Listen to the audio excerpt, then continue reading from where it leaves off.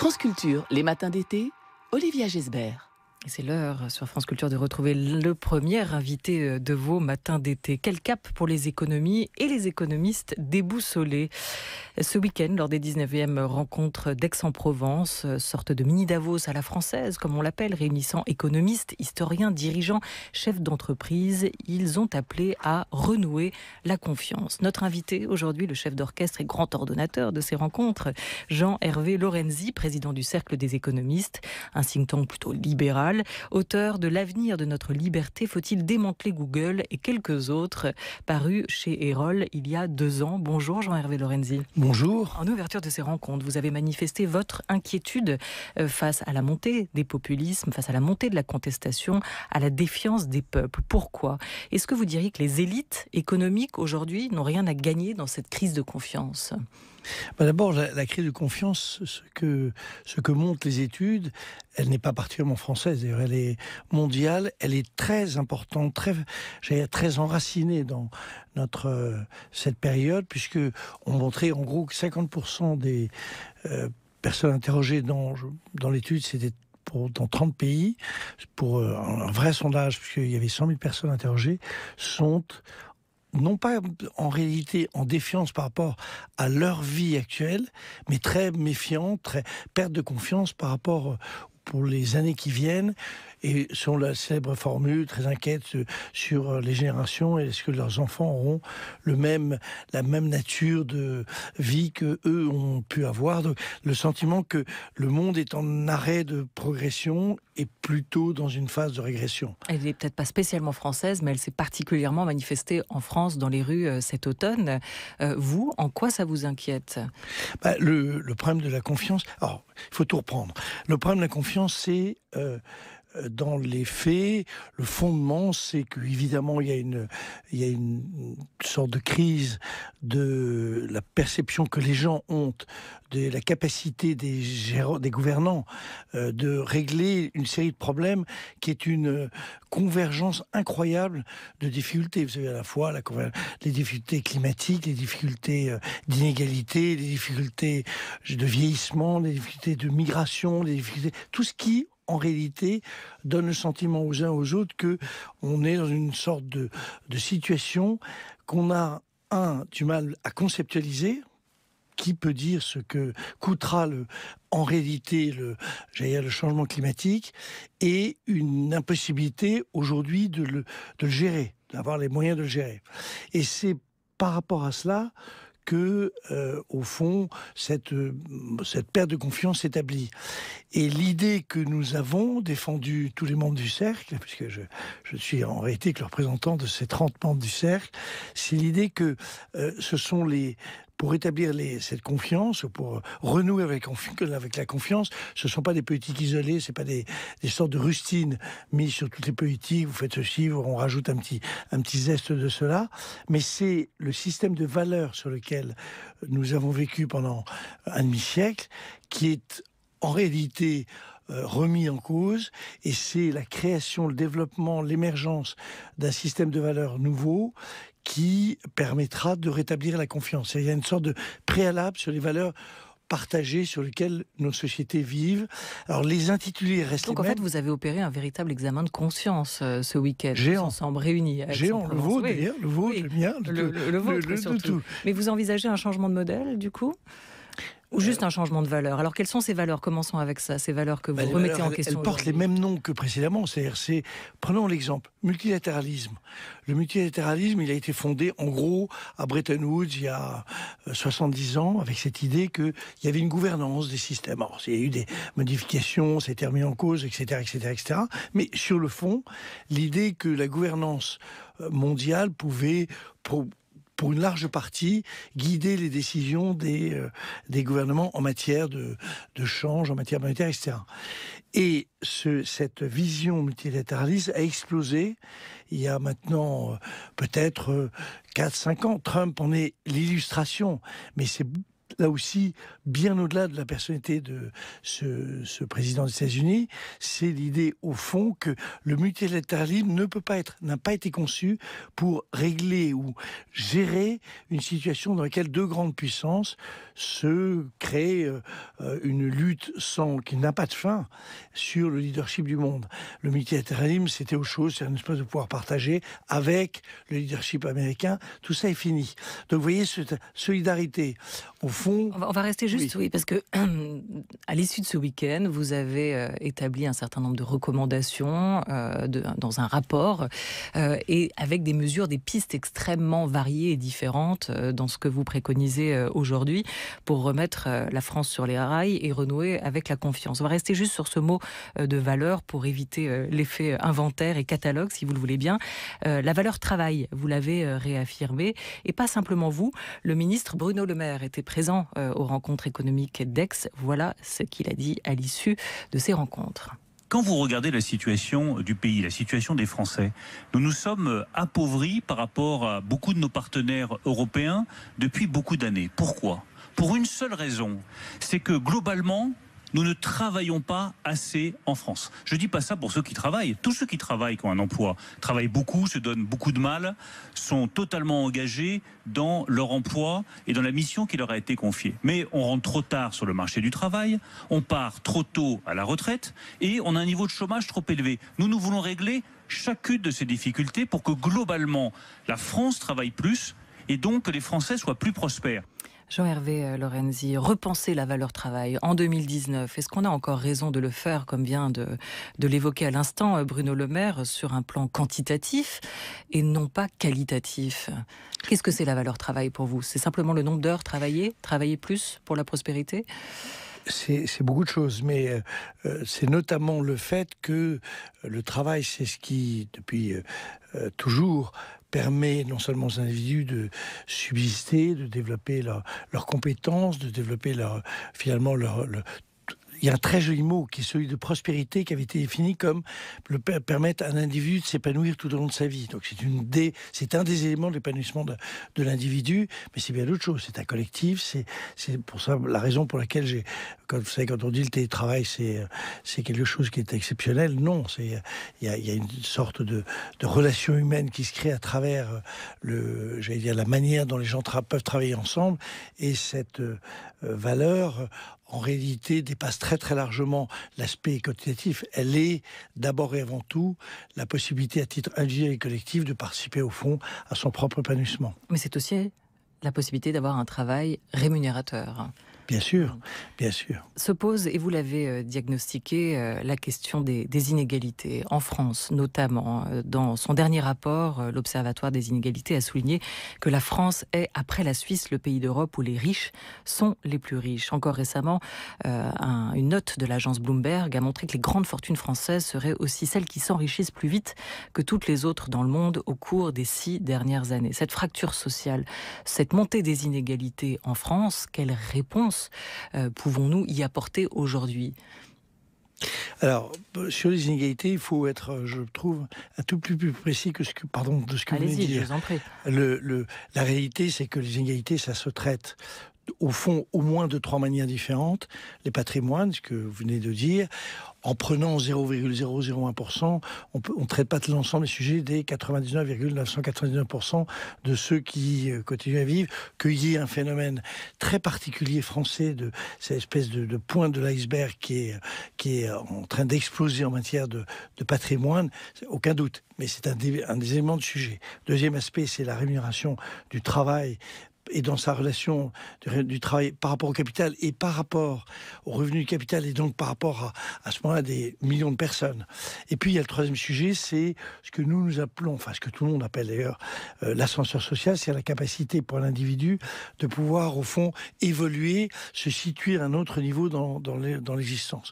Ce que l'Observatoire a souligné à juste titre, c'est que le premier sujet était très révélateur d'un problème spécifiquement gouvernement français, mais qui concerne peut-être 1000 personnes. Les inégalités en France sont beaucoup plus profondes, beaucoup plus larges, beaucoup plus difficiles à gérer que ces 1000 personnes à qui, même si vous repreniez cet argent, à ces 1000 personnes, on ne résoudrait pas le sujet. En revanche, au fond, la vraie manière dont, me semble-t-il, le sujet a été évoqué par l'ensemble des participants qui ont évoqué ces thèmes, c'est plutôt celui de la segmentation totale de sociétés comme les nôtres, pas que la société française.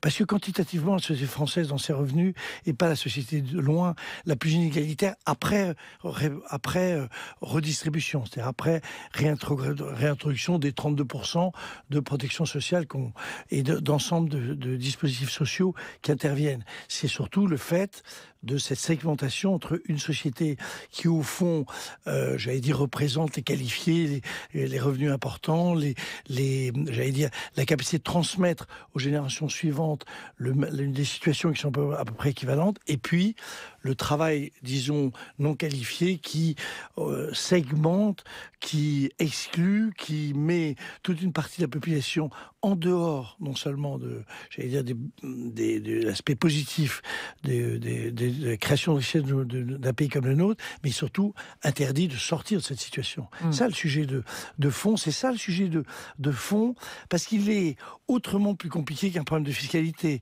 La technologie aujourd'hui développe cette affaire. Lorsque on vous dit, mettons, Amazon crée des emplois, formidable. Moi, bien fait. 1800 emplois, on dit c'est incroyable. Il faut voir quels sont les emplois. Quand on dit 200 000 emplois sont créés en gros aux États-Unis par mois. Moi, j'ai regardé sur les 10 dernières années quelle avait été la nature des emplois. On s'aperçoit que jamais, depuis, en gros, un demi-siècle, le pourcentage d'emplois non qualifiés avait été aussi important. 40% de sans emploi sont en réalité sans qualification et sans possibilité même de vivre là-dessus. La fiscalité, Jean-Hervé Lorenzi, c'est quand même à la fois une réalité, mais c'est aussi un symbole. Et on l'a vu dans la rue depuis l'automne et le début du mouvement des Gilets jaunes, avec la contestation qui s'est mise en place sur la suppression de l'impôt sur la fortune et l'allègement de l'imposition des revenus financiers. C'est une question importante, d'autant que ces chiffres, ces données de l'Observatoire des inégalités datent de 2016, donc avant ces réformes-là. Qu'est-ce qu'on fait pour résoudre cette fracture? Est-ce qu'il n'a pas raison, l'historien Patrick Boucheron, qui était présent à vos rencontres à Aix-en-Provence ce week-end, de dire qu'il faut maintenant poser la question de la confiance des élites aussi dans l'intelligence collective? Ce décrochage des élites, c'est aussi ce qu'a souligné Christophe Guilluy, le géographe, Jérôme Fourquet, le sondeur politologue. Ils l'ont diagnostiqué avant lui. Comment raccrocher les élites aussi à ce que vit la majorité des gens dans le pays? Alors, même chose. Si vous dites, les deux questions que vous avez posées, en réalité, sont qu'est-ce que je fais? Est-ce que je remets l'ISF? Est-ce que ma conviction, enfin notre conviction, parce qu'au fond, une fois de plus, les propositions qu'on a faites sont celles des 30 membres du cercle. En réalité, c'est peut-être bien, peut-être mal, on peut discuter de tout, mais c'est évidemment pas l'ordre de grandeur du sujet de la perte de confiance. C'est pas comme ça que les sociétés évoluent. Il se trouve que nous sommes confrontés à une rupture absolue du fonctionnement de nos sociétés, dont personne d'ailleurs n'est réellement responsable. J'ai jamais bien aimé les boucs émissaires, les élites, les ceci. À un moment, non, mais je veux dire, chacun sa position. Et donc, j'ai jamais considéré qu'il y avait en réalité des gens qui portaient des sociétés fonctionnent selon des règles. À un moment, elles fonctionnent plus ou moins bien. Je crois que l'idée de base qu'on a développée consiste à dire remettons au cœur du fonctionnement de nos sociétés la société française étant pas celle qui est la plus perturbée. Il y a eu certes des mouvements cet hiver et jusqu'à il y a encore quelques semaines, mais la société mondiale est perturbée. Elle est perturbée parce que le système de valeurs sur lequel nous avons vécu, si on prend l'exemple de la solidarité, c'est le plus caractéristique, elle est aujourd'hui malmenée, elle est non définie. Qu'est-ce que c'est que la solidarité dans une société comme la nôtre? C'est quoi la solidarité? Qu'est-ce que c'est? d'abord permettre à chaque individu, je reprends une définition à peu près rigoureuse, de permettre à un individu de progresser, de se développer tout au long de sa vie. 2, de permettre en réalité à ce que la dignité des uns et des autres soit respectée. Ceci touche des domaines qui sont des domaines plus larges que ceux de la fiscalité, pardon de le dire, mais la fiscalité ne résout pas tous les sujets, notamment celui de l'accueil des gens qui viennent de l'extérieur et qui sont aujourd'hui peut-être les plus malmenés. Essayer de permettre que cette segmentation d'une société comme la nôtre s'éloigne et que la fracture sociale qui est alors très très profonde, bien au-delà des problèmes, quantitatifs et des problèmes financiers puissent refonctionner, que notre école remarche, etc., etc. Ça touche bien d'autres domaines que celui de savoir si on rétablit ou non l'ISF. Pour Emmanuel Macron, la France a 3 maladies. La France aujourd'hui, elle a 3 maladies. C'est d'abord un problème de défiance. Ce problème de défiance, je le mesure chaque jour. Et si je puis dire, nous le coproduisons chaque jour parce que les Français ont de moins en moins confiance dans leurs responsables politiques, de moins en moins confiance dans leurs élites, malheureusement. Et nous nous faisons de moins en moins confiance. C'est mauvais pour l'économie. Ensuite, il y a un problème de complexité. C'est que nous avons construit notre histoire par la norme. Nous adorons les lois. Mais lorsqu'on a trop de normes, lorsqu'elles s'accumulent, lorsqu'elles changent en permanence, eh bien c'est mauvais là aussi pour l'économie. Et c'est mauvais pour les plus faibles. C'est mauvais pour les plus fragiles. Enfin, l'une de nos maladies, c'est ce que j'appellerais les corporatismes. Et il y a des moments de l'histoire de certains pays, de certaines économies, où les corporatismes capturent trop l'intérêt général. Et c'est la situation dans laquelle nous sommes aujourd'hui. Vous êtes d'accord avec ce diagnostic, Jean-Hervé Lorenzi? Je sais aussi que le soleil se lève à l'est. Replacer les partenaires sociaux au cœur des négociations, il a été question de cela aussi à Aix-en-Provence ce week-end. C'est l'appel que vous avez lancé, estimant qu'il y a une captation de la discussion sociale au niveau de l'État. Alors là, en ce moment, il y a 2 gros dossiers qui sont sur la table, celui de l'assurance chômage et puis celui de la réforme des retraites. Pourquoi les corps intermédiaires hors jeu, pour vous, Jean-Hervé Lorenzi, c'est dangereux pour la cohésion du pays? Moi, je pense que c'est la principale difficulté, au-delà des interventions toujours très intelligentes du président, c'est cette difficulté de penser les thèmes autrement que de manière, en réalité, très technocratique. C'est la difficulté que représente pour l'évolution assez normal, nos sociétés. C'est normal qu'on discute du système de retraite. C'est normal qu'on discute du système d'assurance chômage. C'est normal qu'on discute de l'évolution de notre école. Tout ça est tout à fait normal. C'est pas j'aime pas le mot réforme. C'est normal que les évolutions, les transformations, finalement, permettent à une société de vivre plus adaptée aux défis de son temps. Le problème, c'est que c'est aussi normal d'associer les partenaires sociaux ou, en l'occurrence, c'est-à-dire les personnes concernées. Quand je pense aux partenaires sociaux, je trouve d'ailleurs que l'expression est peut-être limitée dans l'esprit. On pense tout de suite exclusivement aux syndicats, mais on a vu que la COP21 a été faite par les ONG, qu'il y a beaucoup de gens aujourd'hui qui portent des discours sur les thèmes qu'on vient d'évoquer. Le problème des retraites est un problème intergénérationnel. Au-delà de savoir si on met l'âge à 62 ans et demi ou 64 ans, le sujet clé, c'est de savoir si les actifs et les jeunes actifs ont à payer un dispositif qui concerne à hauteur de 14% les personnes qui en réalité ont pris leur retraite. Alors c'est la question du système universel, c'est la question aussi éventuellement de l'allongement de la durée de cotisation à 64 ans, mais le problème c'est que pour l'instant les partenaires sociaux sont complètement dans le noir sur cette réforme. Il y a un haut commissaire à la réforme, Jean-Paul Delevoye, qui travaille sur ce dossier, qui va présenter ses recommandations dans 10 jours. Mais comment comprendre que les partenaires sociaux soient absolument pas au courant de ce qui est en train de se jouer et ce qui va être annoncé dans une dizaine de jours? C'est la raison pour laquelle nous avons été assez, clair sur ce thème. C'est les 2 réformes, puisque la réforme sur l'assurance chômage n'est pas encore définitivement bouclée sur un plan de la discussion au Parlement. Si on ne réintroduit pas les partenaires sociaux et en réalité tactiquement, en termes politiques, on pense évidemment à CFDT et au MEDEF. Si on ne les réintroduit pas de manière satisfaisante, ces réformes connaîtront des difficultés. C'est-à-dire, c'est clair, c'est évident. La discussion que les partenaires ont pu avoir a consisté à dire qu'il y avait eu une captation en réalité par l'État, donc par des formes de technocratie, donc par une vision d'une société qui ne comprend pas des corps intermédiaires, des partenaires, des maires, tout ce qui en réalité fait vivre notre société. Eh bien, ceci conduira ou conduit à finalement à des blocages et à des choses qui ne fonctionnent pas de manière satisfaisante. C'est la mise en garde qui a été lancée à Aix-en-Provence par l'ancienne ministre du Travail italienne Elsa Fornero. Vous y avez été sensible, l'idée de voir sur un temps long aussi ce qui est en train de se jouer et pas toujours sur un temps court comme ça se passe souvent actuellement. On va rouvrir cette discussion dans un bon quart d'heure ensemble.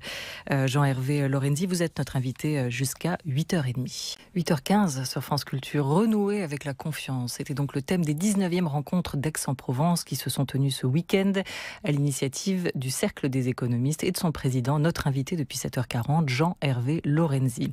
Et dans l'actualité du week-end, cette nouvelle venue de Grèce, ce retour à la normale, comme certains commentateurs l'ont acté avec la victoire du parti de Kyriakos Mitsotakis aux élections législatives et le retour avec lui de la droite conservatrice au pouvoir.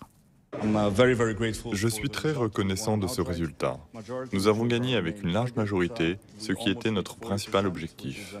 Nous avons presque atteint 40%, ce qui est un résultat incroyable vu le contexte de paysage politique fragmenté. Et je sens que nous avons un mandat solide pour mener à bien mon programme qui est de faire croître l'économie, de créer plus d'emplois, mais aussi de s'assurer que le peuple grec se sente de nouveau en sécurité. Avec cette victoire, c'est aussi, Jean-Hervé Lorenzi, la fin de la parenthèse anti-austérité qu'a voulu incarner Alexis Tsipras. C'est une victoire des valeurs libérales que vous défendez ? Que je défends ? Non, bien sûr que non. Pas le sujet. Juste une parenthèse, d'ailleurs, le Cercle des économistes n'est pas du tout un think tank libéral. Il est extrêmement varié dans ses opinions. 30 économistes qui sont, j'allais dire, c'est une palette, c'est ça qui en fait la richesse. Orthodoxe comme hétérodoxe ? Orthodoxe ou hétérodoxe. Il y a de tout. Je sais pas, j'ai jamais bien su si ça veut dire orthodoxe, hétérodoxe, mais en tout cas, palette d'opinions extraordinairement variées. Quel signal nous envoie la Grèce, Jean-Hervé Lorenzi ? Bon, je veux dire, sur cette histoire grecque, elle est en réalité, là aussi, pleine d'ambiguïté, parce que M. Tsipras n'a pas lutté contre l'austérité. Il a accompagné de manière, j'allais dire, très organisée le plan qui lui avait été proposé. Et arrive aujourd'hui une nouvelle équipe, une espèce de vision vraisemblablement très naïve des sujets de redémarrage de l'économie grecque. Le fait est que ce qui compte, c'est qu'il y a eu en réalité, la fin du plan d'aide, 2, le fait que la vraie négociation porte sur les conditions exigées, je crois jusqu'en 2022, d'avoir un excédent budgétaire avant le paiement des intérêts de la dette qui soit de 3,5%, qui est absolument géant. Et donc c'est ça le fond du sujet. Ils disent qu'ils peuvent y arriver. Tsipras a joué, de mon point de vue, ce qu'il pouvait jouer. Il n'avait pas tellement d'autres possibilités, mais en fait, il a quand même, j'allais dire, accompagné cette austérité avec talent, mais il l'a quand même bien accompagné. C'est aujourd'hui que va se lancer une vraie négociation, me semble-t-il, qui n'est pas liée d'ailleurs à ce changement d'équipe gouvernementale, qui est une sorte de normalisation. Il y a toujours une droite, une gauche en Grèce, et ils se succèdent. Mais simplement, est-ce que la Grèce peut, à un moment ou à un autre, sortir d'espèce de vision et cette impossibilité qu'ils ont d'avoir autre chose que cet excédent primaire qui est hallucinant. 3,5%, ça signifierait pour nous ça suffirait, j'allais dire, de couper dans la plupart des dépenses publiques qui permettent à un pays de vivre. Mais le cap qui avait été fixé par la Troïka, le modèle que la Troïka a défendu, cet équilibre budgétaire, ce retour de la compétitivité, ce frein aussi à l'inflation, ça c'était un bon modèle, c'était le bon cap à suivre pour restaurer la confiance, ou renouer avec la confiance en Grèce, comme vous le dites. Non, bien sûr que non. Je veux dire, la manière dont ça a été traité n'était pas une bonne manière. La réalité, c'est qu'il y avait à la fois des problèmes grecs évidents. Je veux dire, le fait que les gens ne payaient pas d'impôts, enfin, les histoires sont connues. Et en réalité, c'était les gens les plus aisés, les armateurs, l'église, enfin, tout ça a été surréaliste.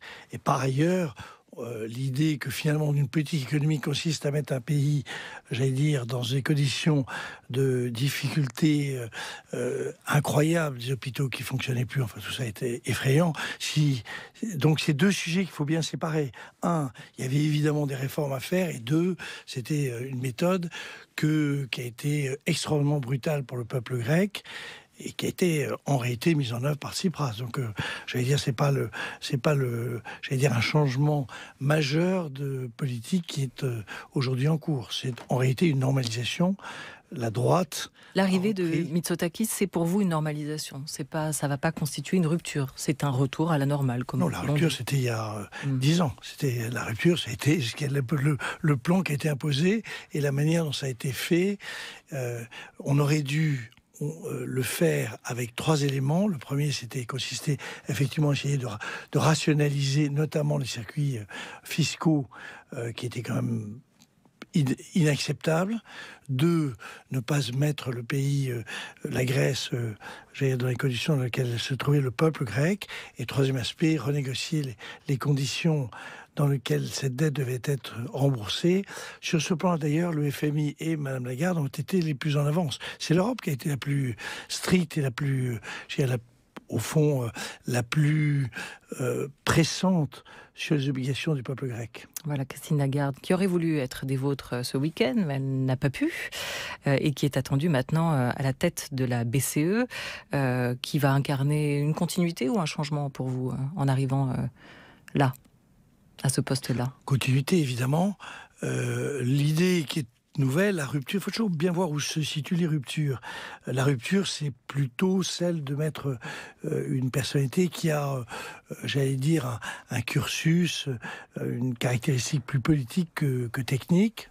Draghi a été vraiment un économiste tout à fait étonnant. Draghi, c'est un prof d'économie, donc il avait cette caractéristique, et Mme Lagarde n'a pas cette caractéristique-là. Elle est plus politique. Maintenant, penser un instant qu'elle va changer, en tout cas à court terme, la trajectoire menée par Draghi, je n'y crois pas du tout. Vous avez défendu à Aix ce week-end une Europe des projets contre une Europe de l'austérité. Quel type de projet peuvent aujourd'hui ou devraient se nouer au sein de l'Union européenne? Alors, là aussi, les mots, il faut être précis sur les mots. Il y a l'Union européenne, il y a la zone euro, il y a cette idée qui, de mon point de vue, alors là, c'est plutôt à titre personnel que je m'exprime, s'imposera, c'est-à-dire cette idée que c'est une Europe à la carte, il y a des pays qui ont envie de faire. Vous avez des pays qui sont producteurs, des pays qui sont consommateurs des mêmes biens. Ils n'ont évidemment pas les mêmes stratégies. L'idée de base qu'on a eue, c'est que ce qui nous attend, c'est des bouleversements, notamment sur le marché du travail, géants, sur l'automobile, la chimie. On connaît des années extrêmement disruptive, si on peut employer, avec des suppressions d'emplois massives, avec pas compliqué, je veux dire, si vous passez à l'automobile électrique, il y a en gros la moitié de la fabrication d'automobiles qui disparaît. Donc tout ça est très très important, et donc il faut que l'Europe, un peu sur la méthode de la batterie, mais c'est d'abord homéopathique, et deuxièmement c'est vraiment un sujet qui est déjà perdu, mais sur tous les sujets qui sont devant nous, celle de l'hydrogène, celle des moteurs hydrogène, celle de tout ce qui en réalité, j'allais dire, permet de penser, développer, créer de l'intelligence et de la richesse dans nos pays, que tout ça soit mis sur la table, pas de manière technocratique comme c'est fait. Le plan Juncker était très bien, mais il faut le multiplier par 5 ou 10. Il faut donc, j'allais dire, beaucoup de souplesse, beaucoup de travail entre les pays qui souhaitent travailler ensemble, et pas imposer à tout le monde, les 27, d'y aller ensemble, et se saisir de tous les sujets qui feront la j'allais dire, le monde économique de demain. Une des propositions, un des trucs qui est très malin aux États-Unis, c'est ce qu'on appelle la DARPA, c'est-à-dire cette agence en réalité qui, sous couvert de dépenses de recherche militaire, en réalité irrigue tout le dispositif de recherche dans toutes les universités partout. Et nous avons imaginé que c'est ça qu'il fallait le faire en démarrant par du franco-allemand, parce que c'est la meilleure manière d'agglutiner, pas de partir en disant les 27, parce que ça on y est dans 20 ans, mais 2-3 pays se mettent d'accord et puis à ce moment-là, ceux qui souhaitent y participer, y participent. Et il faut créer, dans tous les domaines, nos propres géants européens, dites-vous. Il n'y a pas de souveraineté politique sans souveraineté technologique, a assuré le ministre Bruno Le Maire ce week-end lors des rencontres d'Aix. Souveraineté politique, il ne dit pas de souveraineté économique. Sur cette question, et notamment sur celle des GAFA, pourquoi ne parvient-on pas aujourd'hui à faire émerger des GAFA européens ? Très difficile. D'abord, Bruno Le Maire s'exprime, ce qui est très très bien, et je m'incline, mais c'est pas le seul économiste. Donc je sépare les deux choses. Non, je dis ce qui s'est dit ce week-end dans ces rencontres que vous avez il n'est pas l'exclusive référence des réflexions de service économiste. Mais je suis là défenseur du service économiste et pas des intervenants. Ça veut dire que vous voulez le contredire ? Vous voulez le contredire sur ce point-là ? Ce sont des mots, donc c'est des mots qui veulent rien dire. Ce sont des mots, c'est très sympathique, mais ce sont des mots. En réalité, souveraineté technologique, c'est une question qui vous intéresse, Jean-Hervé Lorenzi. Donc sur ce point, comment expliquer qu'on n'arrive pas à faire émerger des GAFA européens ? D'abord parce que, à part Madame Vestager, qui avait une vision extraordinairement, j'allais dire, forte du sujet, le discours est quand même très lénifiant sur la technologie. On est là, en regardant, c'est formidable, ils sont formidables, et on attend en réalité que, comme toujours, viennent des États-Unis des initiatives. Vous voyez la sénatrice Warren, qui est une des candidates démocrates, qui s'exprime très librement sur ces sujets, et qui sait que, quoi qu'il arrive, ces 10-20 entreprises technologiques seront un jour, alors on peut employer tous les mots qu'on veut, mais démantelées, c'est une évidence. Aucun État au monde ne peut accepter que se substitue une vingtaine d'entreprises, et pas que les États, les citoyens, une vingtaine d'entreprises qui ont vocation, ou qui se donnent la vocation. Il faut arrêter d'attendre. Maintenant, il faut être à l'offensive. Il faut taxer les GAFA, il faut démanteler Google. Il faut en tout cas poser tous les sujets sans la moindre taxée. C'était pas mal fait déjà par Mme Vestager, mais c'est évident qu'il faut absolument bouger les règles de fixation de leur taxation. Comme vous savez, ils ont toutes les techniques qui leur permettent en réalité d'être très peu taxés en Europe. Et la règle, c'est que on taxe au minimum. Je crois qu'on a fixé nous une règle de 3% de leur chiffre d'affaires en étant conscients des ventes qu'ils font dans les différents pays et qui permettent en réalité d'avoir une base imposable qui soit satisfaisante. Et puis, il faut pousser. On a, par exemple, je vais faire de la publicité pour personne, je n'ai aucun lien d'aucune nature, mais il se trouve qu'il y a une boîte française qui développe qui est un epsilon de concurrent de Google sans intervention, sans intrusion dans la vie de ses clients. C'est une entreprise qui s'appelle Quant, on en parle beaucoup. Ce qui est exceptionnel, c'est que personne, j'allais dire, en Europe, aucun pouvoir ne pousse Quant. Mais c'est Quant, c'est après, j'espère qu'il y en aura des dizaines d'autres. En réalité, on peut toujours récupérer un retard technologique, on peut toujours le récupérer. Mais faut-il en avoir la volonté ?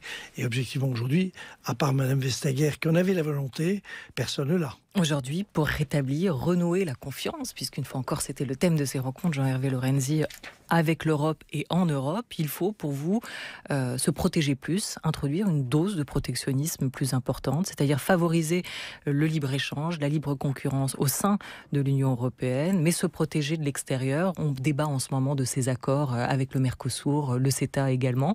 Vous pensez qu'il faut continuer à pratiquer ce libre-échange ou au contraire recommencer à se protéger ? Et c'est pas moi qui le pense, c'est la vie. Je veux dire, la rupture rupture avec le monde tel qu'on l'a connu, avec ces espèces de discours sur le libre-échange, tout ça, c'est du passé. J'adore l'expression monde de demain, moi que je suis un vieux, et le monde du passé, le monde du futur. Évidemment que ces accords type Mercosur sont des accords du passé. Je veux dire, c'est exceptionnel que ce soit une équipe qui s'en va, qui discute depuis 20 ans et qui nous sort cet accord sans que personne n'en ait jamais entendu parler. On m'a même dit qu'au G20, notre président avait découvert le contenu de cet accord. Il est bon, il est mauvais, personne ne sait ce qu'il y a dedans. Donc c'est un avantage, c'est que c'est difficile de l'attaquer ou le critiquer. Mais je suis fondamentalement opposé, nous sommes fondamentalement opposés à l'idée que ceci ne soit pas débattu dans des conditions normales par des parlements nationaux qui donnent leur opinion, et c'est ce que nous avons proposé pour cette solution. Merci Jean-Hervé Lorenzi d'être passé dans ces matins d'été de France Culture, président du Cercle des économistes, organisateur des rencontres d'Aix-en-Provence ce week-end.